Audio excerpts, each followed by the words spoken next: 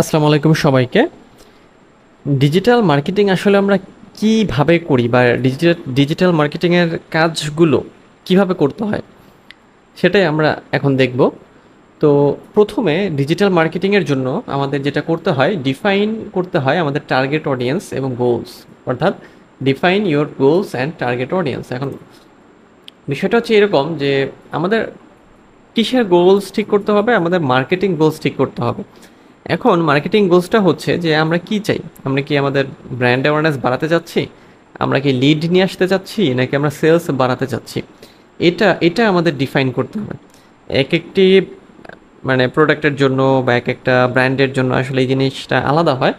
এই জন্য আমাদের মাথায় রাখতে হবে যে আমাদের আসলে গোলটা কী।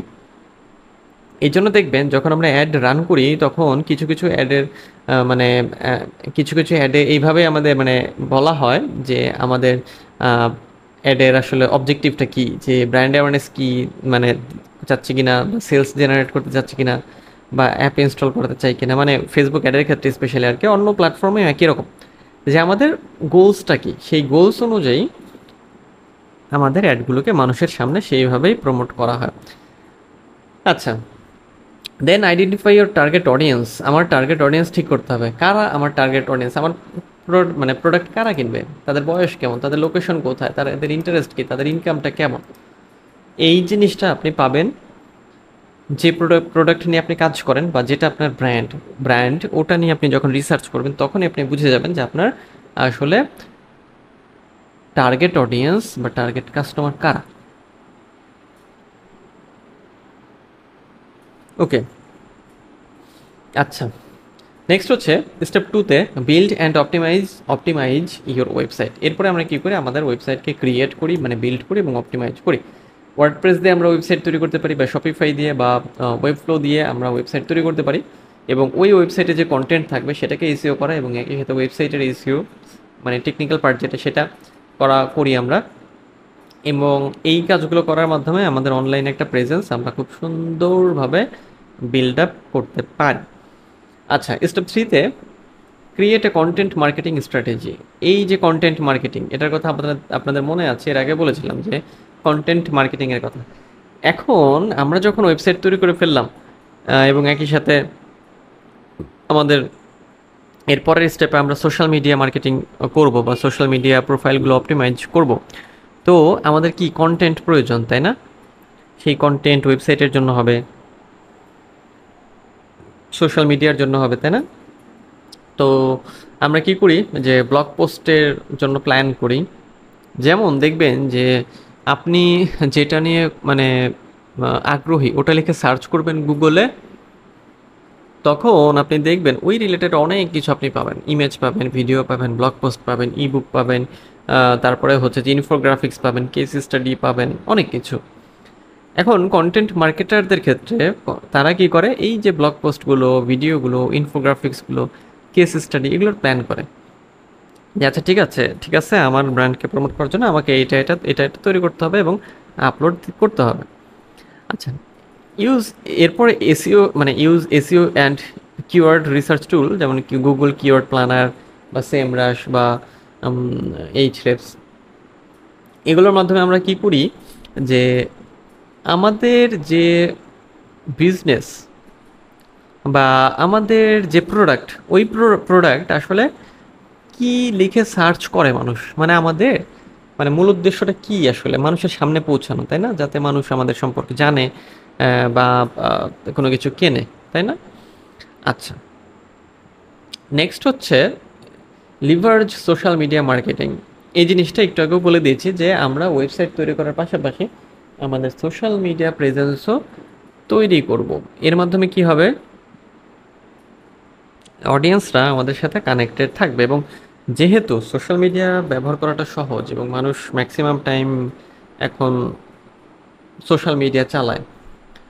আচ্ছা, তো মনে করেন আপনি কোনো কিছু কিনবেন, তো আপনি প্রথমেই গুগলে গিয়ে সার্চ করলেন, তাদের ওয়েবসাইট পেলেন, ওয়েবসাইটে গেলেন, তাদের ফেসবুক পেলেন, ইনস্টাগ্রাম পেলেন, লিঙ্কডইন পেলেন, আপনি এগুলো দেখবেন। দেখে দেখে আপনি আইডিয়া পাবেন, যে মনে হবে না আচ্ছা ঠিক আছে, এটা তো ঠিক আছে। ওকে, এটা হচ্ছে সোশ্যাল মিডিয়া মার্কেটিং। নেক্সট হচ্ছে use email marketing for lead nurturing. এটাও গুরুত্বপূর্ণ। আমরা ইমেল মার্কেটিংটাকে ব্যবহার করি লিড নার্চার করার জন্য। লিড নার্চার বলতে যে প্রত্যেকটা কাস্টমারই আমাদের কাছে এক একটি লিড। তো ওই লিডগুলো কালেক্ট করার জন্য আমাদের ইমেইলটা প্রয়োজন, মানে ইমেল মার্কেটিং প্রয়োজন। কারণ তা না হলে তাদের কাছে আমরা মানে আমাদের প্রমোশনাল যে অ্যাড বা বিষয় সেগুলো পাঠাবো কী করে। তো এই জন্য খেয়াল করবেন যে আপনাদের ইমেইলে অনেক প্রমোশনাল ইমেইল আসে বা মেসেজ, প্রমোশনাল মেসেজ যেটাকে বলি আমরা, প্রমোশনাল ইমেইল আর কি। ওগুলোতে অনেক সময় আপনি ইন্টারেস্টেড হন, অনেক সময় ইন্টারেস্টেড হন না। তো যারা কাজ করে আলাদাভাবে ইমেল মার্কেটিং, আরও বড় একটা সেক্টর, ওই জায়গাতে তাদের এই জিনিসগুলো নিয়ে করতে হয়, কাজ করতে হয়। নেক্সট হচ্ছে স্টেপ 6-এ ইনভেস্ট ইন পেইড অ্যাডভার্টাইজিং, যেমন পিপিসি অ্যাড এবং সোশ্যাল অ্যাড, মানে গুগল অ্যাড এবং ফেসবুক অ্যাড বা সোশ্যাল মিডিয়া অ্যাড। যেমন আমরা গুগল অ্যাড রান করি আমাদের টার্গেট কাস্টমারের কাছে পৌঁছানোর জন্য। তারপরে হচ্ছে যে আমাদের যারা আগে আমাদের ভিজিট করেছে বা আমাদের সম্পর্কে আগে খোঁজ খবর নিয়েছে, আমাদের দেখেছে, মানে অনলাইনে আর কি, তো তাদের কাছে পৌঁছানোর জন্য আমরা কাজ করি।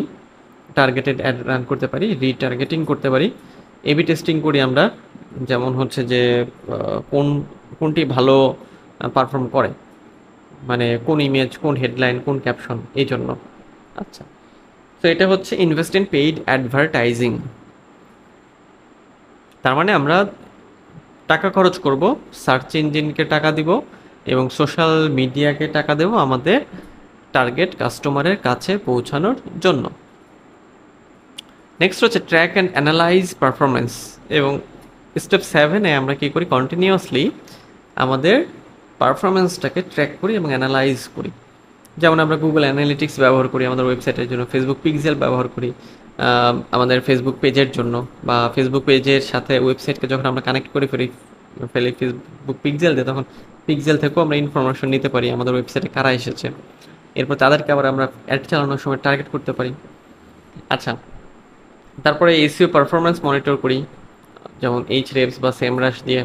তারপরে হচ্ছে যে মানে এরপরে কি প্ল্যান করা উচিত, কিভাবে করা উচিত, এই জিনিসগুলো আমরা তখন করতে পারি। মানে ডিজিটাল মার্কেটিংয়ের বড় সুবিধা যেটা, এটা হচ্ছে ডেটা ড্রিভেন ইনসাইটস। মানে আমার কাছে প্রচুর ডেটা থাকে, ওই ডেটা থেকে আমরা সিদ্ধান্ত নিতে পারি সহজে যে আচ্ছা, আমি যে মার্কেটিংটা এভাবে করছি এটার আসলে পারফরমেন্সটা এরকম কেন, তো এটাকে আরও কীভাবে অপটিমাইজ করা যায়। ওকে, সো এই হচ্ছে ট্র্যাক অ্যান্ড অ্যানালাইজ পারফরমেন্স। ওকে, তো এই কয়েকটি স্টেপে আমরা হচ্ছে কাজ করি। এখন এটা আসলে মানে ডিজিটাল মার্কেটিং আসলে কন্টিনিউয়াস প্রসেস, এটা একদিনে হয়ে যাবে বিষয়টা এরকম না।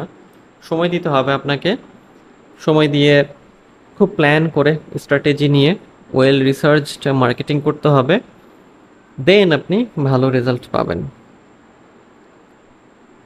তো আজ এই পর্যন্তই, দেখা হবে নেক্সট ভিডিওতে।